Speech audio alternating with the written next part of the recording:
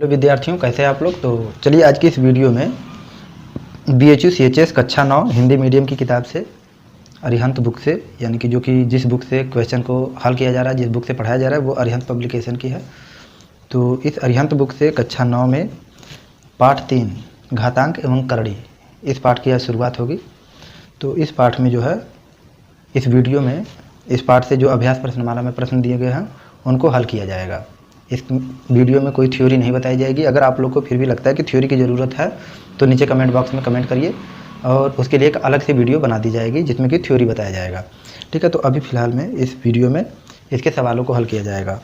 तो इसमें जो कि पहला सवाल दिया है वह दिया है 9 का घात 3/2 भागे 343 का घात -2/3। ठीक है, इस सवाल को समझिए, स्टेप बाय स्टेप बताऊंगा ताकि आप लोगों को जो कि जिनको नहीं पता है थ्योरी तो भी इसको समझ लेंगे। देखिए इसमें जो दिया हुआ है, पहला ये घात के रूप में दिया है संख्या, उसके बाद में भागा का चिन्ह है, उसके बाद फिर एक संख्या दिया गया है जिसके ऊपर माइनस में घात दिया है। ठीक है, तो जब कोई भी संख्या है, जैसे कि ए संख्या है और उसके ऊपर -x का घात दिया हुआ है, तो जबकि ये माइनस का घात है, इसको माइनस से प्लस में बदलना होगा। तो क्या करेंगे कि जो कि इसका आधार होता है, ये आधार होता है और ये घात होता है। ठीक है, तो आधार को हम जब 1 से भाग दे देंगे तो उसका घात जो है वो धनात्मक हो जाता है, यानी कि 1/a जब करेंगे तो इसका जो घात होगा वो x हो जाएगा। ठीक है, तो इस प्रकार से जबकि ये 9 का घात 3/2 भागे 1/343 करेंगे तो ये हो जाएगा 2/3। ठीक है, 1 से भाग दिए हैं तो इसका घात जो है माइनस में था वो प्लस में हो गया। अब क्या करेंगे, इसके बीच में देखिए भागा का चिन्ह है, तो 9 का घात 3/2 जब गुणा करेंगे तो क्या होता है कि जबकि गुणा किया जाता है भागा को तो अंश हर में और हर अंश में बदल जाता है, यानी कि 343/1 और उसके ऊपर घात रहेगा 2/3 का। ये हो गया। अब इसको हल करने के लिए क्या करेंगे कि जो संख्याएं दी गई होती है उन संख्याओं का अभाज्य गुणनखंड निकालना पड़ता है। तो 9 का पहले निकालेंगे तो 3, फिर यहाँ पे 3, ये आ गया। 3 और 3 दो बार अभाज्य गुणनखंड में आया, यानी कि 3 का घात 2, 3 का घात 2, ये 9 का जो मान है वो 3 का घात 2 है और उसके ऊपर घात दिया है 3/2। इसके ऊपर घात कितना दिया, 3/2। फिर गुणे 343 का निकालते हैं, तो 343 का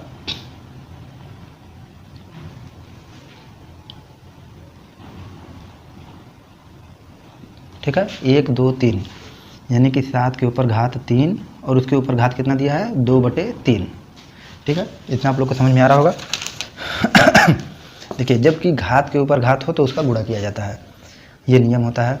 तो क्या है, 3 के ऊपर घात 2 है और उसके ऊपर घात कितना है 3/2, तो गुणे 3/2। ये क्या दिया है, 7 के ऊपर घात 3 है, उसके ऊपर घात कितना है 2/3, यानी कि 2/3, उसका गुणा कर देंगे। अब देखिए घात के ऊपर जो घात इसमें 2 है और बटे में 2 है तो ये कट जाएगा, और यहाँ 3 है और उस पर भी 3 है, बचा क्या, 3 का घात 3 गुणे 7 का घात 2, ये आ गया। तो अब क्या करेंगे, 3 का घात 3 इसको हमें हल करना है, तो 3 गुणे 3 गुणे 3, जब इसके मान को पूछा हो तो हम इसका मान अब निकालेंगे, गुणे 7 गुणे 7। ठीक है, जितना घात दिया उतना बार संख्या का गुणा करेंगे। 3 का घात 3 है तो 3 का 3 बार गुणा करेंगे, 7 का 2 है तो 7 का 2 बार गुणा करेंगे। तो 3 3 के 9, यहाँ 27, 27 गुणे 7 49, ये हो गया। अब इसका फिर गुणा कर देंगे क्योंकि बीच में गुणा का चिन्ह है।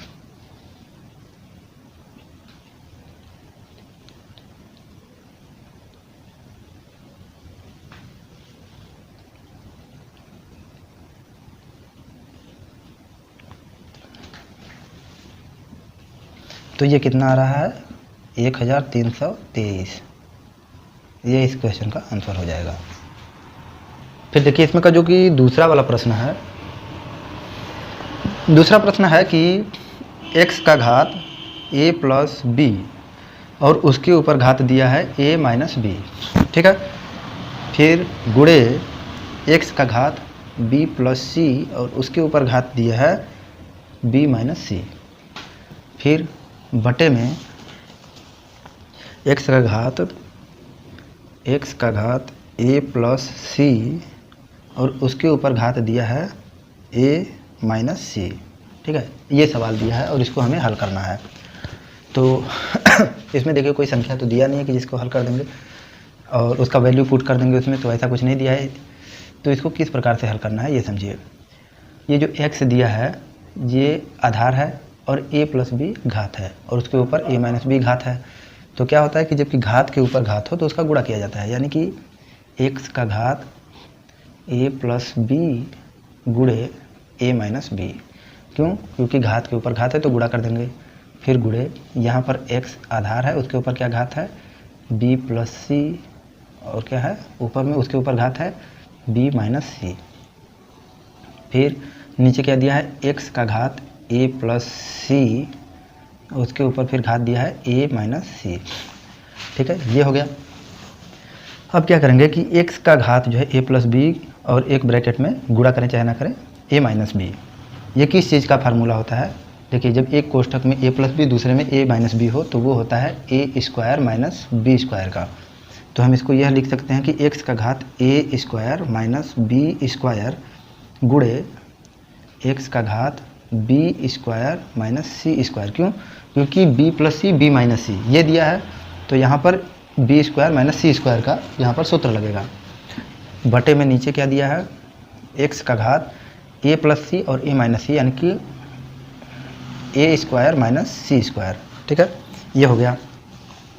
फिर अब क्या ध्यान देना है कि देखिए इन दोनों के बीच में गुणा का चिन्ह है, तो जब कि a का घात यम गुणे a का घात यन हो तो क्या होता है बराबर a का घात यम प्लस यन, ये होता है, यानी घात जुड़ जाता है। जब आधार एक समान हो बीच में गुणा का चिन्ह हो तो घात जुड़ता है। तो हम इसको क्या करेंगे कि x का घात a square minus b square, इसमें हम क्या करेंगे प्लस कर देंगे, जोड़ेंगे b square minus c square को, और बटे में क्या हो जाएगा x का घात a square minus c square. ठीक है, तो अब देखिए क्या है, इसको a स्क्वायर उसके बाद माइनस बी स्क्वायर फिर प्लस बी स्क्वायर, तो ये दोनों कट जाएगा, बचा क्या a का घात a square minus c square और बटे यहाँ पर x है, बटे में x का घात a square minus c square. एकदम एक समान है तो हम इसको काटेंगे तो ये एक बार में कट रहा है, यानी इसका उत्तर जो होगा वो 1 होगा।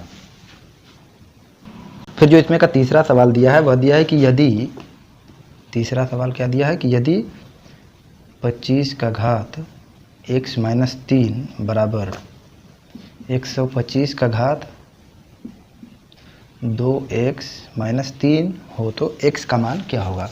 ठीक है, ये हमें पता करना है कि x का मान क्या होगा। तो ध्यान दीजिए जब ऐसे सवाल आ जाए तो क्या करना चाहिए। सबसे पहले जब अगर ऐसा सवाल आ जाए तो उसके आधार को एक समान करेंगे। जैसे यहाँ 25 है और यहाँ पर 125 है तो इन दोनों के आधार को एक समान करेंगे। एक समान करने के बाद फिर आपस में इसके घातांकों की तुलना कर देंगे, उसके बाद सवाल हल हो जाता है। यहाँ देखिए 25 है और यहाँ पर 125 है, तो 25 का निकालते हैं अभाज्य गुणनखंड, तो 5 5 5 कम, यानी कि हम इसको ये लिखेंगे कि 5 का घात 2 और उसके ऊपर घात क्या दिया है x माइनस 3 बराबर 125 जो है इसका क्या होता है, ये होगा 5 का घात 3 और उसके ऊपर घात 2x माइनस 3, ये बन गया। देखिए घात के ऊपर घात है तो हम क्या करेंगे 5 का घात 2x माइनस 2 3 6 गुणा करेंगे। ठीक है, 5 का घात 3 और इसमें गुणा करेंगे तो 3 दूना 6x माइनस 9। तो अब क्या करेंगे कि जब इसके आधार एक समान हो गए तो हम इसके घातांकों की तुलना करेंगे, यानी कि 2x माइनस 6 बराबर क्या हो जाएगा 6x माइनस 9। ठीक है, एक समीकरण बन गया। तो हम जब 2x को इधर भेजेंगे और 9 को इधर भेजेंगे तो क्या हो जाएगा 6x माइनस 2x बराबर माइनस 6 प्लस 9। क्यों? ये देखिए ये 2x प्लस में है, जब इधर जाएगा तो माइनस में हो जाएगा, और बराबर माइनस 6 है, इधर माइनस में है 9 तो इधर जाएगा जब तो प्लस में हो जाएगा। ये हो जाएगा 4x बराबर 9 और 6 का जबकि माइनस निकालेंगे तो 3 होता है, तो x का जो मान होगा वो हो जाएगा 3/4। ये इस क्वेश्चन का आंसर होगा। फिर 4 वह दिया कि यदि नहीं दिया है x का घात b माइनस सी और उसके ऊपर घात दिया है 1 e गुणे कोष्टक में x का घात c माइनस a, उसके ऊपर घात दिया है b, फिर गुणे x के ऊपर a माइनस b का घात और उसके ऊपर घात c दिया है। तो कह रहा है इसका मान क्या होगा। ठीक है, तो हमें इसके मान को पता करना है। तो देखिए क्या करना है, सबसे पहले ये देखिए घात के ऊपर घात है तो इसका गुणा करेंगे, यानी कि x का घात क्या हो जाएगा ab माइनस ac।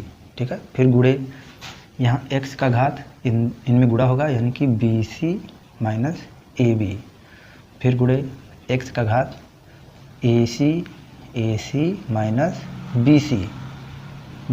ठीक है, ये हो गया। अब क्या करेंगे, ये ध्यान दीजिए, जबकि आधार एक समान हो, बीच में गुणा का चिन्ह हो, तो इसके घातों को जोड़ दिया जाता है, यानी कि x का घात ab माइनस ac, फिर प्लस करेंगे bc माइनस ab, फिर प्लस करेंगे ac माइनस bc। अब इसमें जो कटने वाला है उसको काट देंगे, जैसे कि ab पॉजिटिव है और ये नेगेटिव है, ये माइनस में प्लस में, तो ये कट जाएगा। ac माइनस में है और यहाँ ac प्लस में है, ये bc जो है प्लस में है, ये माइनस में है, यानी सभी कट गए हैं। तो x का जो मान होगा, x के ऊपर घात कितनी बन गई 0। ठीक है, तो इसका मान 1 आ जाएगा। ये क्यों आया है, क्योंकि अगर कोई भी संख्या हो, बड़ी से बड़ी, चाहे लाख करोड़ में भी हो, और उसके ऊपर घात 0 हो तो उसका मान 1 ही होता है, इसलिए इसका मान जो है 1 आएगा। फिर जो इसमें का प्रश्न संख्या 5वां दिया है, प्रश्न संख्या 5 दिया है कि 64 का घात 2/3, 64 का घात 2/3 और उसके ऊपर घात दिया है 1/2 का, और कह रहा है कि इसका मान क्या होगा। ठीक है, इसका मान हमें पता करना है। तो सबसे पहले ये जो सवाल दिया है, इसको हल करने के लिए या तो पहले इसके घातांकों का गुणा कर सकते हैं, या तो इसके अभाज्य गुणनखंड निकाल दें, कोई दिक्कत नहीं होगा, किसी भी प्रकार से हल कर सकते हैं। तो 64 का अभाज्य गुणनखंड पहले निकालते हैं, तो 2 3 2 दूना,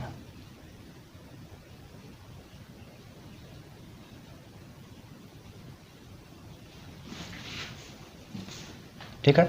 देखिए 1 2 3 4 5 6, यानी कि 2 का घात 6 64 का मान है, फिर उसके ऊपर दिया है 2/3, फिर उसके ऊपर क्या दिया है घात 1/2, ये दिया है।